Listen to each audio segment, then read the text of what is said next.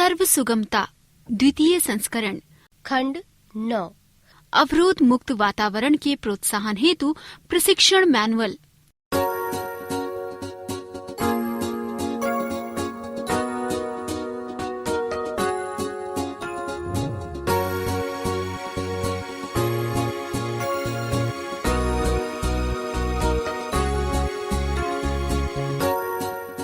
इस पुस्तक का ध्वन्यांकन विशेष रूप से दृष्टिबाधित पाठकों के लिए rehabilitation society of the visually impaired के सौजन्य से आरएसवीआई स्टूडियोज में किया गया है।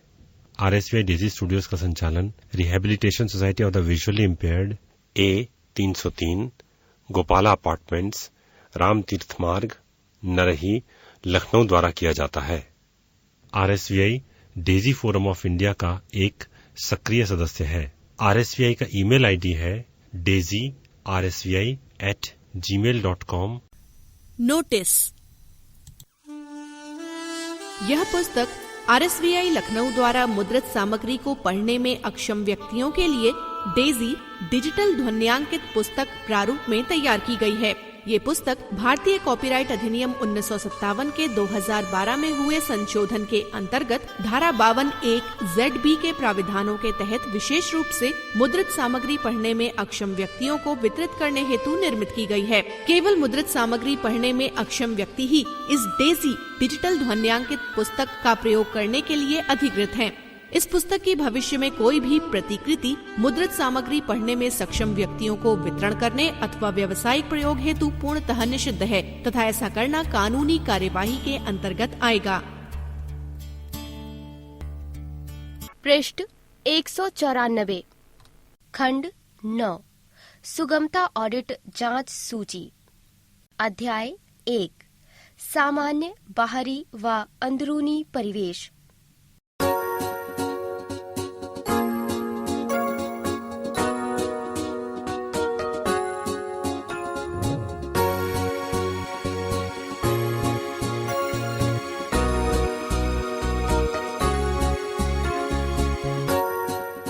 का बाहरी परिवेश, भवन का नाम, पता, सर्वेक्षण की तिथि, सर्वेक्षणकर्ता का नाम। यहाँ एक सारणी प्रस्तुत की गई है जिसके 4 भाग हैं। प्रथम कॉलम में सर्वेक्षण स्थल का नाम, द्वितीय में हाँ, तृतीय में नहीं तथा चतुर्थ में टिप्पणी के लिए स्थान छोड़ा गया है। सारणी इस प्रकार है। 1 पार्किंग। क्या विकलांगजनों के लिए कोई सुगम पार्किंग है? क्या सुगम पार्किंग की संख्या पर्याप्त है? क्या सुगम पार्किंग प्रवेश के 30 मीटर के दायरे में है? क्या पार्किंग स्थल पर सुगमता का अंतर्राष्ट्रीय प्रतीक छपा है? क्या एक ऊर्ध्व दृश्य संकेत पट लगा है जिसमें ये दर्शाया गया है कि ये स्थान विकलांग चालक के लिए आरक्षित है? क्या कर्ब रैंप सुगम पार्किंग स्थलों को आपस में साइड कर्बों के जरिए जोड़ता है? क्या रास्ते को पार्किंग से अलग करने के लिए पहले से कास्ट किए व्हील स्टॉपर या बोलार्ड लगे हैं? पृष्ठ 195। क्या पार्किंग का क्षेत्र 3600 मिलीमीटर गुणे 4800 मिलीमीटर है? क्या ड्रॉप ऑफ क्षेत्र संकेतों व कर्ब रैंप द्वारा चिन्हित है? क्या ड्रॉप ऑफ क्षेत्र में दृष्टि बाधित लोगों के लिए चेतावनी संकेत हैं? 2 टैक्सी स्टैंड। क्या भवन के निकट टैक्सी स्टैंड है? क्या टैक्सी स्टैंड के निकट कर्ब है? क्या पथ तक जाने के लिए कर्ब रैंप है? 3 पथ।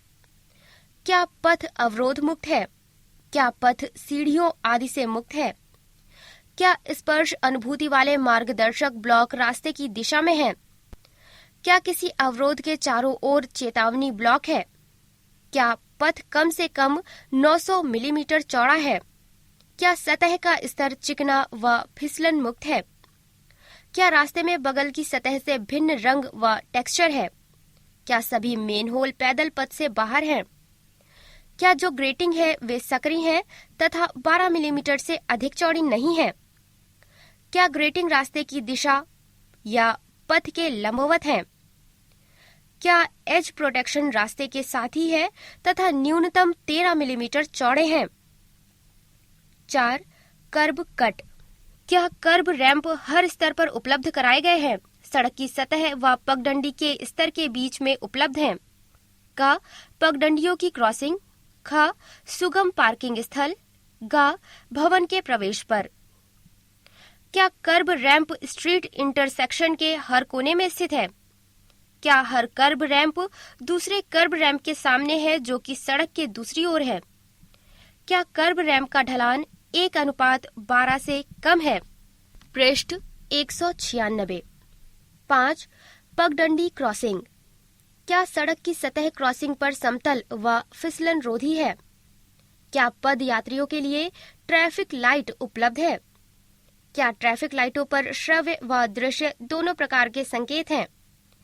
क्या ट्रैफिक आइलैंड यानी जेब्रा क्रॉसिंग में स्ट्रीट स्तर के पथ है तथा 1500 मिलीमीटर न्यूनतम कट चौड़ाई है? 6. सामान्य अवरोध। क्या चलने के रास्ते पर ऐसी चीजें हैं जो सफेद छड़ी लेकर चलने वाले दृष्टिबाधित व्यक्ति के संज्ञान में नहीं आ पाती है? क्या अवरोध के प्रोजेक्शन एरिया के सामने कम से कम 60 मिलीमीटर स्पर्श अनुभूति देने वाला चेतावनी संकेत है? क्या ऊपर से लटकने वाले अवरोध जो रास्ते में आ रहे हैं कंट्रास्टिंग रंग युक्त हैं? उपर्युक्त सभी प्रश्नों के आगे हाँ, नहीं तथा टिप्पणी के लिए खाने खाली छोड़े गए हैं। पृष्ठ 197। ख. आंतरिक परिवेश। भवन का नाम, पता, सर्वेक्षण की तिथि, सर्वेक्षणकर्ता का नाम। 1. मुख्य प्रवेश द्वार। क्या भवन का मुख्य प्रवेश द्वार सुगम है? क्या प्रवेश पर सीढ़ियां हैं? क्या सीढ़ियों पर हैंडरेल लगी हुई है? क्या हैंडरेलें दोनों ओर लगी हुई हैं? क्या रैंप है? क्या रैंप पर रेलिंग लगी है? क्या हैंडरेल दोनों ओर लगी है? क्या दरवाजे की स्पष्ट चौड़ाई 900 मिलीमीटर है? क्या प्रवेश द्वार स्वतंत्रता पूर्वक खोला जा सकता है?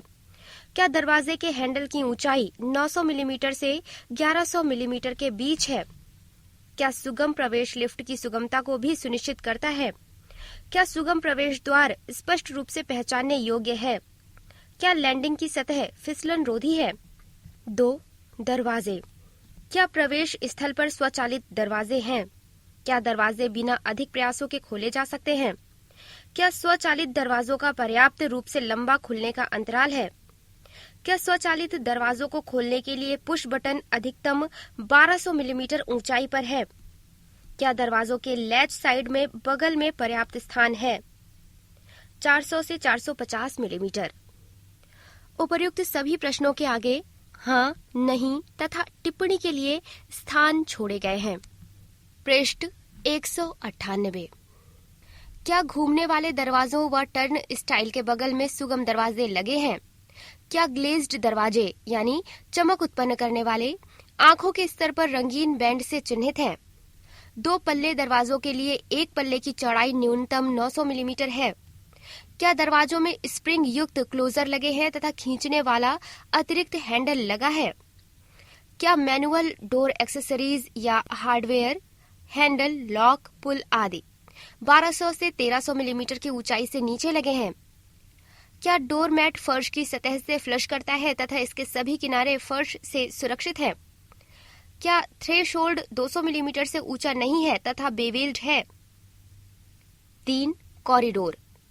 क्या कॉरिडोर की न्यूनतम चौड़ाई कम से कम 900 मिलीमीटर है? क्या कॉरिडोर की चौड़ाई दरवाजे को इसकी लंबाई के अनुरूप लगाने से बढ़ सकती है? क्या स्तर के अंतर को रैंप या लिफ्ट के माध्यम से पाटा जा सकता है? क्या कोई दृष्टिहीन व्यक्ति अपनी छड़ी से कॉरिडोर के अवरोधों को पहचान सकता है?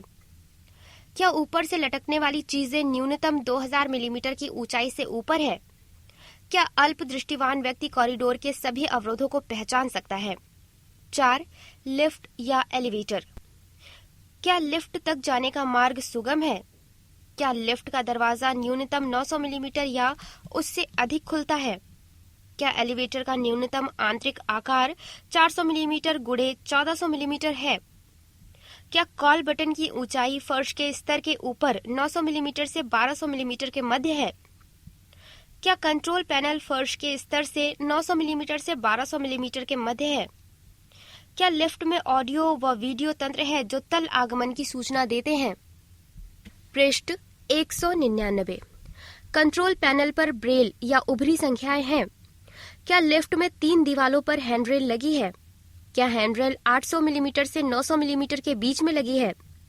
क्या एलिवेटर का द्वार आसानी से पहचानने योग्य है? क्या आपातकाल हेतु इंटरकॉम एलिवेटर के अंदर उपलब्ध है? क्या संचार तंत्र के लिए स्पर्श वाले या ब्रेल निर्देश हैं? क्या दरवाजे के खुलने या बंद होने का अंतराल पर्याप्त है? क्या एलिवेटर का फर्श फिसलन रोधी है? 5. सीढ़ियां या जीने। सीढ़ियों की स्थिति बतलाएं। क्या सीढ़ियों की न्यूनतम चौड़ाई 900 मिलीमीटर है? क्या दोनों ओर सतत हैंडरेल है? क्या ये 800 मिलीमीटर से 900 मिलीमीटर की ऊंचाई पर है? क्या सीढ़ियों में मध्य स्थित हैंडरेल 300 मिलीमीटर से अधिक लंबी है? क्या सीढ़ियों के बाद लैंडिंग की व्यवस्था है? क्या लैंडिंग 2500 मिलीमीटर के स्तर अंतर की आवश्यकता को पूरा करती है? क्या लैंडिंग की लंबाई 1200 मिलीमीटर से कम नहीं है? क्या सीढ़ियों में नोजिंग है? क्या सीढ़ियों के किनारे अलग रंग या टेक्सचर के हैं तथा अल्प दृष्टिवान व दृष्टिबाधित व्यक्ति उन्हें आसानी से पहचान सकता है? क्या हर फ्लाइट के प्रारंभ व अंत में चेतावनी ब्लॉक है? क्या आपातकालीन सीढ़ियों की स्थिति आसानी से पहचानी जा सकती है? क्या ट्रेड की ऊंचाई 250 मिलीमीटर व राइजर की 300 मिलीमीटर है? क्या ट्रेड की सतह फिसलन रोधी है? क्या राइजर में खुले गैप हैं?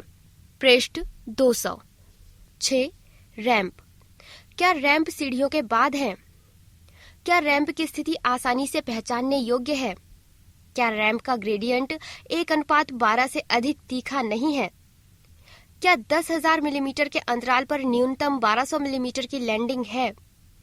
क्या हर दिशा परिवर्तन पर लैंडिंग है? क्या रैंप की न्यूनतम चौड़ाई 900 मिलीमीटर है? क्या दोनों ओर 800 मिलीमीटर से 900 मिलीमीटर की ऊंचाई पर हैंडरेल है? क्या रैंप की सतह फिसलन रोधी है? क्या रैंप के दोनों ओर एज प्रोटेक्शन है? 7. हैंडरेल। क्या हैंडरेल 800 मिलीमीटर से 900 मिलीमीटर के मध्य लगी है? क्या हैंडरेल पकड़ने में आसान है? क्या हैंडरेल सुरक्षित रूप से लगी है? क्या हैंडरेल हर सीढ़ी के ऊपर व नीचे 300 मिलीमीटर से 450 मिलीमीटर आगे की ओर क्षैतिज रूप से आगे बढ़ी है? क्या हैंडरेल के किनारे जमीन में गड़े हैं या नीचे की ओर मुड़े हैं? क्या हैंडरेल व दीवार के बीच की दूरी चिकनी दीवार मामले में 40 मिलीमीटर तथा खुरदरी दीवार के मामले में 60 मिलीमीटर है? क्या हैंडरेल पर कंट्रास्ट रंगों से पेंट किया गया है ताकि उन्हें आसानी से पहचाना जा सके? क्या आपातकालीन सीढ़ियों व फर्श के स्तरों के लिए स्पर्श अनुभूति वाली पट्टी पहचान हेतु है? 8. प्रसाधन कक्ष। क्या विकलांगों के लिए अलग टॉयलेट है? क्या ये टॉयलेट आसानी से पहचाने जा सकते हैं? क्या टॉयलेट के अंदर व्हील चेयर को आगे पीछे करने के लिए पर्याप्त स्थान है? क्या वॉशरूम की आमने सामने की दीवारों के बीच न्यूनतम दूरी 1750 मिलीमीटर है? पृष्ठ 201। क्या वाटर क्लोजेट तथा बिडेट 460 से 490 मिलीमीटर की ऊंचाई के बीच स्थित है? क्या WC तथा निकटतम बगल की दीवार के बीच स्थान 450 मिलीमीटर से 500 मिलीमीटर है तथा उस पर पकड़ने हेतु छड़ है? क्या सुगम वॉश बेसिन 800 मिलीमीटर से 850 मिलीमीटर की ऊंचाई पर स्थित है? क्या दर्पण पर निचला किनारा 1000 मिलीमीटर की न्यूनतम ऊंचाई पर स्थित है? क्या सुगम शावर फोल्डिंग सीट के साथ लगाया गया है? क्या WC तथा शावरों के पास लगाई गई पकड़ने वाली बार 850 मिलीमीटर से 900 मिलीमीटर की ऊंचाई पर लगाई गई है? क्या ग्रैब बारों का व्यास 40 मिलीमीटर है? क्या दीवार में लगी ग्रैब बारों का नकल स्पेस 40 मिलीमीटर है? क्या ग्रैब बार फिसलन मुक्त है? क्या ग्रैब बार भार सहन कर सकती है? क्या फासेट आसानी से पकड़ में आते हैं तथा एक हाथ से चल जाते हैं? क्या शावर फिक्सर न्यूनतम 1500 मिलीमीटर लंबे हौज युक्त हैं? क्या गर्म पानी के पाइप इंसुलेटेड या ढके हुए हैं? क्या टॉयलेट आपातकालीन अलार्म तंत्र युक्त है? क्या दरवाजे अंदर से बंद होते हैं तथा आपातकालीन स्थिति में बाहर से खुल जाते हैं? क्या फ्लशिंग व्यवस्था, डिस्पेंसर तथा टॉयलेट पेपर 500 मिलीमीटर से 1200 मिलीमीटर के बीच लगे हैं? क्या फ्लश करने वाला उपकरण आसानी से चल जाता है? क्या फर्श की सामग्री स्किड रोधी, अच्छी तरह नाली से जुड़ी तथा वाटरप्रूफ है? क्या पिवोटेड दरवाजे बाहर की ओर खुलते हैं? पृष्ठ 202। 9. खान पान के आउटलेट। क्या खान पान के काउंटर विकलांगों के लिए सुगम है? क्या चलने फिरने का पथ न्यूनतम 900 मिलीमीटर चौड़ा है ताकि व्हीलचेयर उपभोक्ता खान पान आउटलेट काउंटर के आसपास आ जा सकता है? क्या नकद व सेवा काउंटर की ऊंचाई 850 मिलीमीटर के नीचे है? क्या टेबल की ऊंचाई 750 मिलीमीटर से 850 मिलीमीटर के बीच है तथा घुटनों के लिए स्थान 750 मिलीमीटर चौड़ा तथा 480 मिलीमीटर गहरा है? क्या फिक्स्ड यानी अचल स्टूल सहित मेज में व्हीलचेयर हेतु सुगम स्थान है? 10. सार्वजनिक टेलीफोन। क्या सार्वजनिक टेलीफोन व्हीलचेयर उपभोक्ताओं के लिए सुगम है? क्या भवन में न्यूनतम एक टेलीफोन है जो इंडक्शन लूप इकाई से युक्त है? क्या टेलीफोन पर अंकित अंक उभरे हुए हैं ताकि उन्हें स्पर्श द्वारा पहचाना जा सके? क्या सार्वजनिक टेलीफोन तक मार्गदर्शन करने वाले संकेत हैं? क्या टेलीफोन के उपयोग किए जाने वाले भागों की ऊंचाई 800 मिलीमीटर से 1200 मिलीमीटर के बीच है? क्या घुटनों के लिए खाली स्थान 750 मिलीमीटर से अधिक है? 11. आराम हेतु सुविधाएं। क्या विश्राम हेतु बड़ा स्थान 100 मीटर से 200 मीटर के मध्य का है? क्या बेंचों व सार्वजनिक सीटों के बगल में व्हीलचेयर हेतु स्थान है? क्या सार्वजनिक सीट की ऊंचाई 750 मिलीमीटर से 850 मिलीमीटर के बीच है तथा घुटनों के लिए स्थान 750 मिलीमीटर चौड़ा तथा 480 मिलीमीटर गहरा है? क्या टेबल के टॉप 750 मिलीमीटर से 900 मिलीमीटर ऊंचाई के हैं? क्या सुगम टेबलों की ऊंचाई 750 मिलीमीटर, घुटनों के लिए स्थान 750 मिलीमीटर चौड़ा तथा 480 मिलीमीटर गहरा है? पृष्ठ 203। 12. स्वागत व सूचना काउंटर। क्या काउंटर आसानी से पहचाने जा सकते हैं? क्या काउंटर की ऊंचाई 750 मिलीमीटर से 900 मिलीमीटर के मध्य है? क्या काउंटर का कोई भाग नीचा बनाया गया है ताकि ऊंचाई सुगम हो? क्या काउंटर पर लूप इंडक्शन इकाई लगी है? क्या काउंटर के निकट भवन का पिक्टोग्राफिक नक्शा जो स्पर्श द्वारा समझा जा सकता है लगा है? क्या काउंटर अच्छी तरह प्रकाशित है?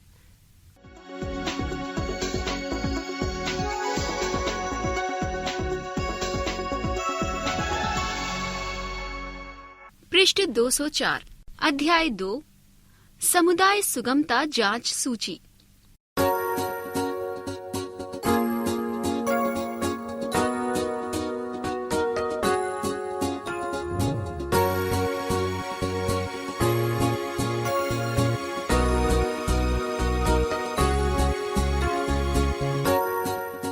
आगे बताई गई जांच सूची में 6 विशिष्ट लक्ष्य क्षेत्र हैं। क. नगर पालिका क्षेत्रों में सामान्य सुगमता। ख. यातायात। ग. आवास। घ. रोजगार। अंग. मनोरंजन और च. शिक्षा। हर लक्ष्य क्षेत्र के लिए सूचीबद्ध प्रश्नों के हाँ या नहीं में उत्तर के माध्यम से सुगमता का वर्तमान स्तर भांपा जा सकता है। जांच सूची का उपयोग इनमें सहायता कर सकता है। क. अवरोध की पहचान जिन्हें हटाने की आवश्यकता है। ख. सुधार के रिकॉर्ड का प्रावधान। ग. उपभोक्ताओं द्वारा रणनीतियों का विकास जो उनके अपने समुदाय में सुगमता के वर्तमान मूल्यांकन पर आधारित होगा। जांच सूची भौतिक अवरोधों की पहचान से अधिक है। ये उपभोक्ता के लिए सेवाओं व सुविधाओं की सुगमता के मापन के लिए एक टूल है। ये सुविधाओं उनके अपने क्षेत्र में रोजगार, आवास, मनोरंजन व शिक्षा से संबंधित होती है। पृष्ठ 105। व्यक्ति तथा संगठन अपने समुदाय की सुगमता पर स्थिति तथा विकलांग नागरिकों व वरिष्ठ नागरिकों के एकीकरण के आवधिक मूल्यांकन हेतु उस जांच सूची का उपयोग कर सकते हैं। क. नगर पालिका क्षेत्रों तक सामान्य सुगमता। नंबर 1. निर्णय लेने की प्रक्रिया। आगे के प्रश्नों का उत्तर देने की प्रतिक्रिया होगी हाँ अथवा नहीं। क. क्या विकलांगजन नगर पालिका की निर्णय लेने की प्रक्रिया में भाग लेते हैं? ख. क्या आपके समुदाय ने उन नीतियों को अपनाया है जो विकलांगों के लिए सुविधाओं व सेवाओं को सुगम सुनिश्चित करते हैं? ग. क्या नगर पालिका की सुगमता पर सलाह समिति जिसमें विकलांगजन सदस्य हों की स्थापना हो चुकी है? घ. यदि हाँ, तो क्या समिति ने विकलांगजनों द्वारा पहचानी गई आवश्यकताओं पर आधारित सुगमता को सुधारने की योजना तैयार की है? अंगा, क्या प्रगति को मापने हेतु लक्ष्य व तिथियां तय कर ली गई हैं? च, क्या सुगमता के सुधार हेतु संसाधन उपलब्ध करा लिए गए हैं? छ, क्या समुदाय के सभी सदस्य इन लक्ष्यों से परिचित हैं? ज, क्या आपका नगरपालिका प्रशासन सभी नई इमारतों को सुगम बनाने हेतु नियम कायदे बना चुका है? नंबर 2, सुगमता पर नगरपालिका प्रशासन की कार्यवाही। का, क्या आपके नगरपालिका प्रशासन ने सभी सार्वजनिक इमारतों व सुविधाओं में सभी के लिए सुगमता सुनिश्चित करके उदाहरण प्रस्तुत किया है? ख, क्या आपके नगरपालिका प्रशासन ने विकलांगों व वरिष्ठ नागरिकों से संबंधित विषयों को विस्तृत करने के लिए प्रशिक्षण प्रारंभ किया है? ग, क्या सुगमता से संबंधित भवन कोडों अर्थात नियमों को पूरा किया गया है?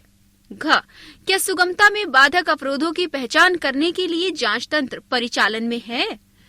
अंगा, क्या पहचाने गए अवरोधों को हटाने के लिए नगरपालिका प्रशासन के पास कोई कार्य योजना या बजट है?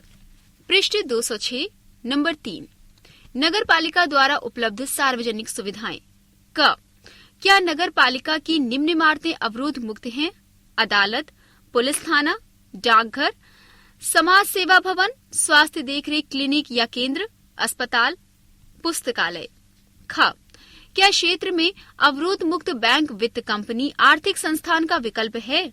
ग, क्या स्टोर, दुकानें, सुपरमार्केट, बाजार, शॉपिंग मॉल अवरोध मुक्त हैं?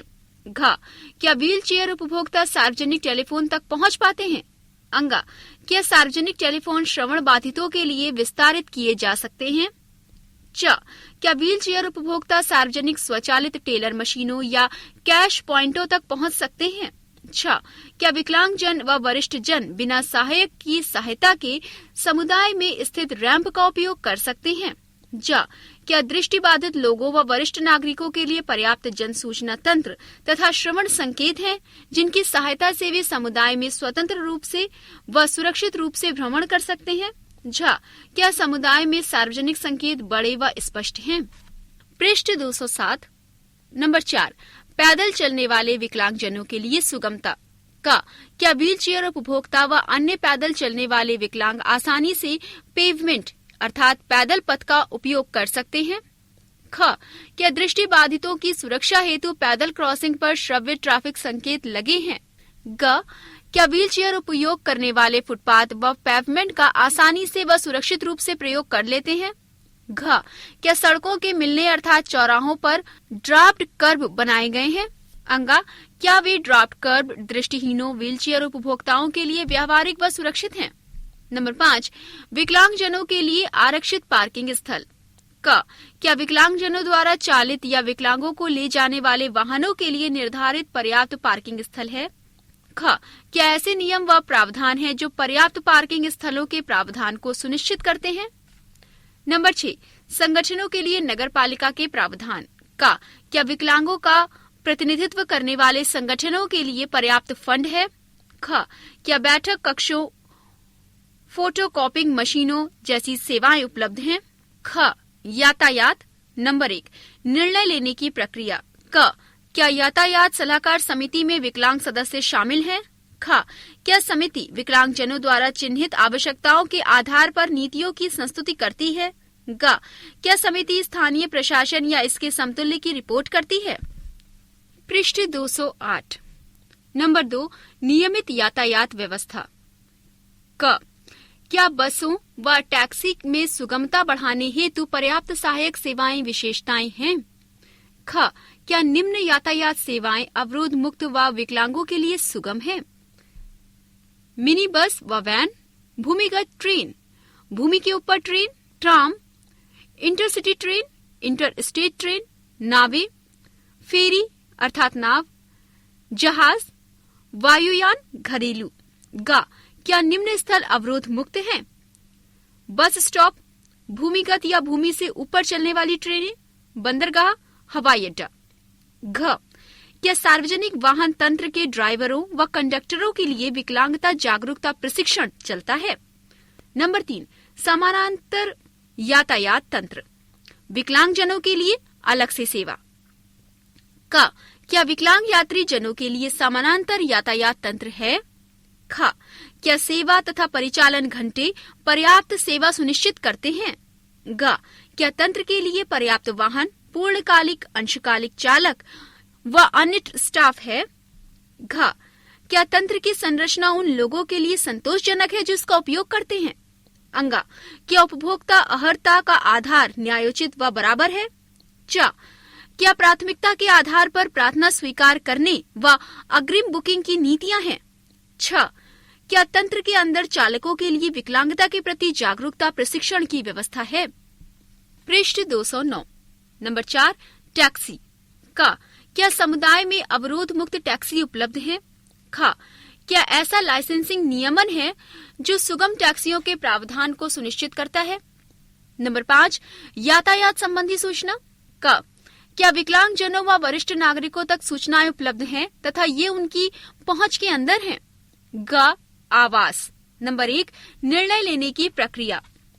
क, क्या आवास सलाहकार समिति में विकलांग सदस्य शामिल है? ख, क्या समुदाय द्वारा पहचानी गई आवश्यकताओं पर निर्धारित नीतियों की संस्तुति समिति द्वारा की जाती है? ग, क्या समिति स्थानीय सरकारी प्रशासन को रिपोर्ट करती है? घ, क्या ऐसे नियम कानून हैं जो नई सरकारी व साझी आवासीय व्यवस्था तक सुगमता निश्चित करते हैं? अंगा, क्या नई निजी व साझी आवास व्यवस्था तक सुगमता सुनिश्चित करने के लिए नियम कानून है? च, क्या वर्तमान आवासों में परिवर्तन सुनिश्चित करने के लिए नियम कानून है? छ, क्या अवरोध मुक्त निजी आवास परियोजनाओं हेतु नियम कानून है? ज, क्या विकलांग अतिथियों के लिए होटल, मोटलों, बोर्डिंग हाउस तथा अतिथि गृहों में अवरोध मुक्त इकाइयां हैं? पृष्ठ 210। नंबर 2, आवास का पर्याप्त प्रावधान सुनिश्चित करने के लिए उठाए गए कदम।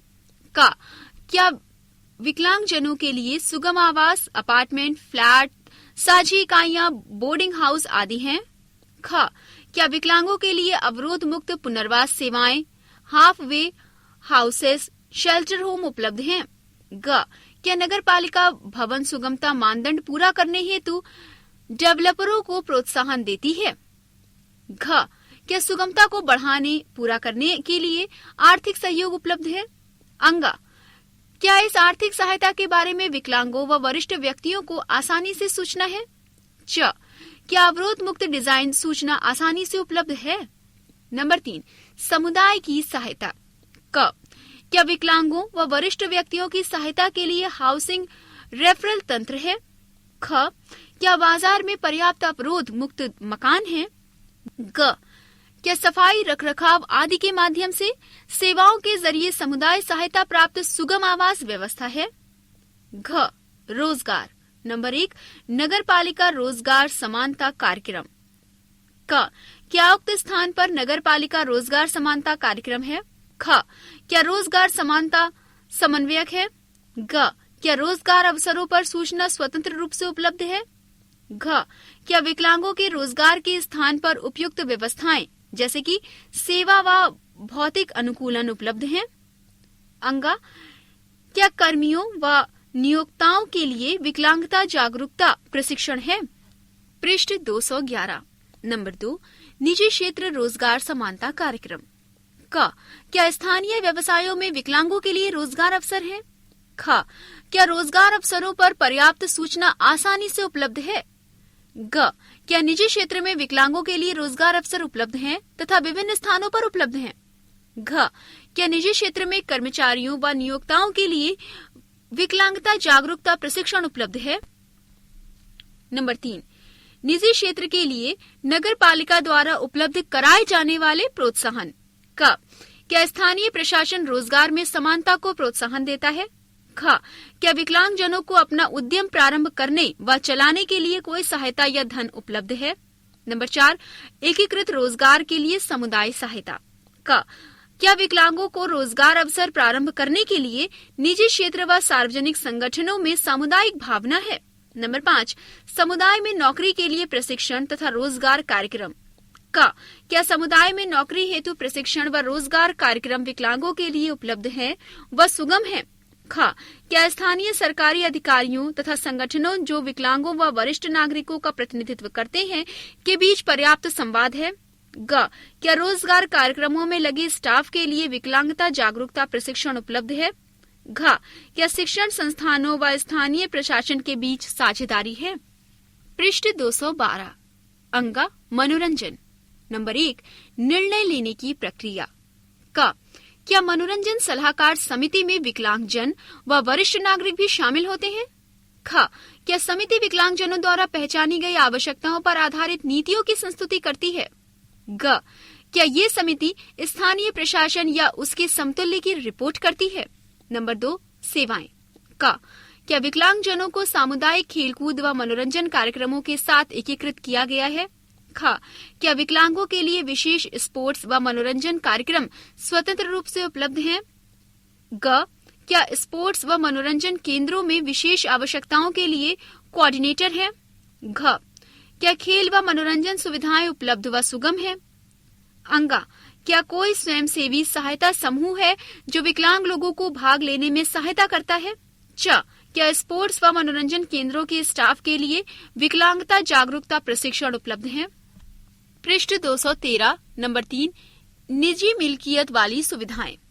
क क्या थिएटर सिनेमा व मनोरंजन केंद्र उपलब्ध हैं। ख क्या निजी स्पोर्ट्स सुविधाएं विकलांगों के लिए सुगम हैं। ग क्या स्थानीय प्रशासन नीति मनोरंजन केंद्रों के मालिकों को अपनी सुविधाओं को अवरोध मुक्त बनाने के लिए प्रोत्साहन देती है। घ क्या गैर मुनाफा संगठन सामुदायिक मनोरंजन कार्यक्रम प्रस्तुत करते हैं जो विकलांगजनों व वरिष्ठ नागरिकों को भी शामिल करते हैं।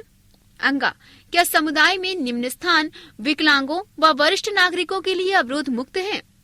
स्पोर्ट्स स्टेडियम मनोरंजन केंद्र camping ground restaurant cafeteria canteen food hall social club सांस्कृतिक व धार्मिक इमारतें सार्वजनिक पार्क व बगीचे। च शिक्षा। नंबर 1 निर्णय लेने की प्रक्रिया। क क्या शिक्षा सलाहकार समिति है जो विकलांग सदस्यों व वरिष्ठ नागरिकों को शामिल करती है। ख क्या ये समिति समुदाय द्वारा पहचानी गई आवश्यकताओं के आधार पर नीतियों की संस्तुति करती है। ग क्या ये समिति स्थानीय सरकार या स्कूल बोर्ड की रिपोर्ट करती है। पृष्ठ 214 नंबर 2 सुगम स्कूल। क क्या समुदाय के सभी स्कूल विकलांग छात्रों या स्टाफ के लिए सुगम हैं। ख क्या नए स्कूलों में सुगमता सुनिश्चित करने के लिए नियम हैं। ग क्या सभी माध्यमिक शिक्षा इमारतें अवरोध मुक्त हैं। घ क्या सभी तृतीयक शिक्षा सुविधाएं अवरोध मुक्त हैं। अंगा क्या सभी सुविधाएं जैसे जिम्नाजियम विज्ञान प्रयोगशालाएं आदि जो स्थानीय स्कूलों में होती हैं अवरोध मुक्त हैं। च क्या इलाके के सभी स्कूलों के टॉयलेट अवरोध मुक्त हैं। नंबर 3 अध्ययन विकल्प। क क्या शिक्षा में विकलांग छात्र जन गैर विकलांगों के साथ रखे जाते हैं। ख क्या सभी छात्रों के एकीकरण सुनिश्चित करने के लिए नीति है। ग क्या कोई ऐसा जरिया जिसके माध्यम से माता पिता अपने विकलांग छात्रों से संबंधित विषयों पर निर्णय लेने की प्रक्रिया में भाग ले सकते हैं। घ क्या विकलांगों को शैक्षिक सहायता प्रदान की जा रही है। अंगा क्या विकलांग छात्र अपनी पसंद की कक्षाओं में भाग ले पाते हैं। च क्या विकलांग छात्र शिक्षणेतर गतिविधियों की सभी या ज्यादातर गतिविधियों में भाग ले पाते हैं। नंबर 4 कॉलेज तथा विश्वविद्यालय। इसमें कॉलेज या विभाग का नाम लिखना होता है। पृष्ठ 215 नंबर 5 उचित नीतियों कार्यक्रमों सेवाओं सहायता के प्रति समुदाय का समर्पण। क क्या विकलांग छात्रों व स्टाफ के लिए पर्याप्त सुगम यातायात उपलब्ध हैं। ख क्या विशेष शिक्षा स्टाफ के लिए पद उपलब्ध हैं। ग क्या विशेष शैक्षिक आवश्यकताओं की पूर्ति के लिए नियमित शिक्षकों हेतु सेवा में रहते हुए भी प्रशिक्षण की व्यवस्था है। घ क्या शिक्षकों व छात्रों के लिए विकलांगता जागरूकता कार्यक्रम है। अंगा क्या स्कूल के बोर्ड में कोई विकलांग व्यक्ति है। पृष्ठ 216 बाहरी परिवेश। नंबर 1 पद यात्रियों के लिए क्रॉसिंग। क्या पद यात्रियों के लिए ट्रैफिक लाइट लगी है। Number 2 bus stand. क्या भवन के निकट कोई बस अड्डा है। नंबर 3 पथवे। क्या पथवे अवरोधों से मुक्त हैं। क्या पथ न्यूनतम 900 मिलीमीटर चौड़ा है। क्या सतह समतल चिकनी पर फिसलन रोधी है? क्या सभी मेनहोल पदयात्रियों के रास्ते से बाहर हैं? Number 4, curb cut. क्या सभी सड़क की सतहों तथा पथवे स्तर के बीच स्तर में अंतर के लिए कर्ब रैंप हैं? का पद यात्रियों के बीच क्रॉसिंग। खा सुगम पार्किंग स्थल। गा भवन का प्रवेश। नंबर 5, सामान्य अवरोध। क्या चलने के रास्ते पर कोई अवरोध है जो सफेद छड़ी लेकर चलने वाले दृष्टिबाधित व्यक्ति द्वारा पहचानने योग्य नहीं है? Number 6, parking. क्या परिसर के बाहर या अंदर पार्किंग है? क्या प्रवेश द्वार के 30 मीटर अंदर पार्किंग है? क्या पार्किंग स्थान पर्याप्त है? क्या गेट के बाहर पार्क किए गए वाहन फुटपाथ या पैदल यात्रियों का रास्ता रोकते हैं? क्या ऊर्ध्वोन्मुख दिखाई देने योग्य संकेत पट्टा लगा है जो ये दर्शाता है कि ये स्थान विकलांगों के लिए भी उपयोग होने योग्य है? यदि हाँ, तो क्या पार्किंग का आकार 3600 मिलीमीटर गुणे 3800 मिलीमीटर है? नंबर 7, मुख्य द्वार। संख्या व गेट का स्थान सामने, पीछे, बगल में प्रवेश। नंबर 8, द्वारों का उपयोग। द्वारपाल उपस्थित या अनुपस्थित किस द्वार पर? नंबर 9, समय। नियमित समय पर खुले व बंद हो, केवल चंद अवसरों पर खुले व अन्यथा बंद हो, खुलता है पर बंद होने का कोई निश्चित समय नहीं है। नंबर 10, द्वारों के प्रकार। पैदल चलने वालों के लिए बेरोक टोक वाहनों व लोगों दोनों को अनुमति। वाहनों को सीमित आधार पर अनुमति। क्या कॉलेज किसी प्रकार के वाहन के लिए स्टिकर प्रदान करता है? प्रिंसिपल, फैकल्टी, छात्र विकलांगता युक्त। बेरोक टोक अनुमति बिल्कुल नहीं। पृष्ठ 217, आंतरिक परिवेश। नंबर 1, दरवाजे। क्या दरवाजे अधिक प्रयास के बिना भी खुल जाते हैं? क्या चमकदार दरवाजों पर आंखों के स्तर पर रंगीन बैंड है? क्या दोहरे पल्लों के दरवाजों में एक पल्ले की चौड़ाई न्यूनतम 900 मिलीमीटर है? क्या हाथ से खुलने वाले दरवाजे की एक्सेसरी या हार्डवेयर अर्थात हैंडल, लॉक, पुल आदि 1200 मिलीमीटर से 1300 मिलीमीटर की ऊंचाई से नीचे लगे हैं? क्या डोर मैट फर्श की सतह के साथ फ्लश करती है तथा सभी किनारों पर सुरक्षित है? क्या थ्रेशोल्ड 1200 मिलीमीटर से नीचे है तथा हल्की ढलान से मिला हुआ है? नंबर 2, कॉरिडोर यानी गलियारे। क्या कॉरिडोर की न्यूनतम निर्बाध चौड़ाई 900 मिलीमीटर है? क्या दृष्टिबाधित व्यक्ति कॉरिडोर में स्थित सभी अवरोधों को पहचान सकता है? क्या सभी लटकने वाले अवरोध न्यूनतम 2000 मिलीमीटर ऊंचाई के ऊपर हैं? क्या अल्प दृष्टिवान व्यक्ति कॉरिडोर के सभी अवरोधों को पहचान सकता है? नंबर 3, सीढ़ियां व जीने। क्या सीढ़ियों की स्थिति आसानी से पहचानने जाने योग्य है? क्या सीढ़ियों की न्यूनतम चौड़ाई 900 मिलीमीटर है? क्या दोनों ओर 800 मिलीमीटर से 900 मिलीमीटर की ऊंचाई पर हैंडरेल है? क्या सीढ़ियों पर नोजिंग है? क्या सीढ़ियों के किनारे भिन्न रंगों या टेक्सचर के हैं तथा अल्प दृष्टिवान व दृष्टिबाधित व्यक्ति द्वारा आसानी से पहचाने जाने योग्य हैं? क्या आपातकालीन सीढ़ियों की पहचान आसानी से हो सकती है, जैसे अग्नि की स्थिति में? क्या सीढ़ियों में राइजरों में खुले गैप हैं? Number 4, ramp.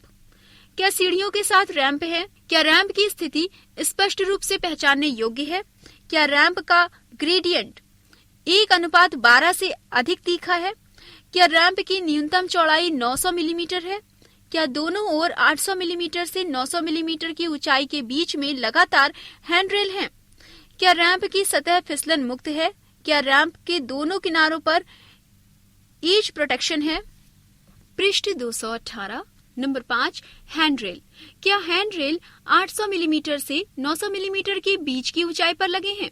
क्या हैंडरेल पकड़ने में आसान है? क्या हैंडरेल कंट्रास्ट युक्त रंगों द्वारा पेंट किए गए हैं ताकि आसानी से पहचाने जा सकें? Number 6, toilet. क्या विकलांगों के लिए अलग टॉयलेट है? क्या ये टॉयलेट आसानी से पहचाने जाने योग्य हैं? क्या टॉयलेट के अंदर व्हील चेयर आगे पीछे करने के लिए पर्याप्त स्थान है? क्या दर्पण का निचला किनारा 1000 मिलीमीटर की ऊंचाई के नीचे स्थित है? क्या WC के पास ट्रांसफर हेतु ग्रैब बार लगे हैं? क्या पकड़ने हेतु ग्रैब बार 850 मिलीमीटर से 900 मिलीमीटर के बीच ऊंचाई पर लगे हैं? क्या टॉयलेट में आपातकालीन अलार्म तंत्र लगा है? क्या दरवाजे अंदर से बंद हो जाते हैं या आपातकालीन स्थिति में बाहर से खुल सकते हैं? क्या फ्लश करने वाला उपकरण परिचालन में आसान है? क्या फर्श की सामग्री डिस्क रोधी अच्छी तरह साफ व वाटरप्रूफ है? क्या दरवाजे बाहर खुलते हैं? नंबर 7, कैंटीन व डाइनिंग हॉल। क्या खाने के आउटलेट विकलांगों के लिए सुगम है? क्या आने जाने का पथ न्यूनतम 900 मिलीमीटर चौड़ा है, जिससे कि व्हीलचेयर उपभोक्ता अपनी व्हीलचेयर को आगे पीछे करके खाने के आउटलेट तक पहुंच सकता है? क्या नगद व सेवा काउंटरों की ऊंचाई 850 मिलीमीटर से कम है? क्या टेबल की ऊंचाई 750 मिलीमीटर से 850 मिलीमीटर के बीच है तथा घुटनों के लिए स्थान 750 मिलीमीटर चौड़ा व 480 मिलीमीटर गहरा है? क्या अचल स्टूलों युक्त टेबल पर व्हीलचेयर धारकों के लिए सुगम स्थान है? नंबर 8, स्वागत व सूचना काउंटर। क्या काउंटर आसानी से पहचानने योग्य हैं? क्या काउंटर की ऊंचाई 750 मिलीमीटर से 900 मिलीमीटर के बीच है? क्या काउंटर का कोई हिस्सा सुगम ऊंचाई तक नीचा है? क्या काउंटर अच्छी तरह प्रकाशित है? नंबर 9, आपातकालीन व्यवस्था। क्या आपात स्थिति के लिए बाहर जाने के द्वार दिशा सूचक संकेतों द्वारा स्पष्ट रूप से चिन्हित हैं? क्या आपातकालीन चेतावनी अलार्म में श्रव्य तथा दृश्य फ्लशिंग बल्ब दोनों हैं?